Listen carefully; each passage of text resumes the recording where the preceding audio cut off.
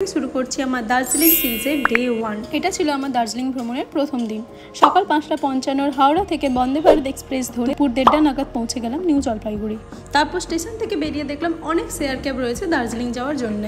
আর এদিকে আমাদের ক্যাবও চলে আসে একদম টাইম মতো। আমরা যে ক্যাবিন সার্ভিস প্যাকেজ বুক করেছিলাম, অনেস্টলি পিক আপ থেকে ড্রপ স্টে থেকে ফুড সবকিছুই ওদের একদম অন পয়েন্ট ছিল।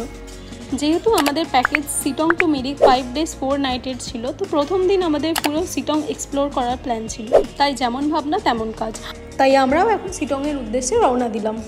তারপর রাস্তায় যেতে যেতে চোখে পড়লো একটা ওয়াটারফল, যার নাম সত্যি বলতে আমার জানা নেই। আর এই ঝর্ণার গর্জন আর সাথে এই ঝর্ণার স্বচ্ছ জল, এখানে কিছু সময় আমরা পা ভিজিয়ে একটু টাইম স্পেন্ড করলাম। তারপরে আমরা রওনা দিলাম অহলধারার উদ্দেশ্যে।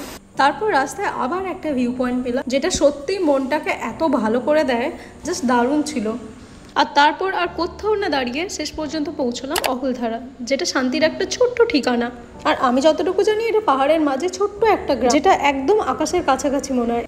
চারিদিকে পাহাড়, ছোট ছোট চা বাগান আর হোমস্টেও রয়েছে এখানে। আর এখানে দাঁড়িয়ে একটা 360 ডিগ্রি ভিউ পাওয়া যায়, যেটা সত্যিই মনটা খুব ভালো করে দেয়। তারপর ওপরে অনেক ছোট ছোট দোকান ছিল, যেখানে 1 কাপ চা নিয়ে তারপর বেরোলাম নামথিং লেক যাওয়ার জন্য। যা এন্ট্রেন্সে একটা বিশাল হনুমানজির মূর্তি আছে আর চারিদিকে পাইন গাছ দিয়ে ঘেরা। আর ঠিক কিছুটা ওপরে গেলেই শিবের একটা মন্দির রয়েছে, যেটা ক্যাপচার করা হয়নি।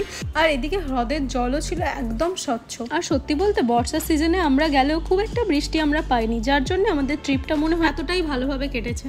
আর এই প্রত্যেকটা জায়গা শর্টস তোমরা আমার ইনস্টাতে দেখতে পাবে, তো একবার চেক আউট করতেই পারো। এবার ধান্দাবাজি পয়েন্ট থেকে সরে একটু মেন পয়েন্টে আসি, তারপর চলে গেলাম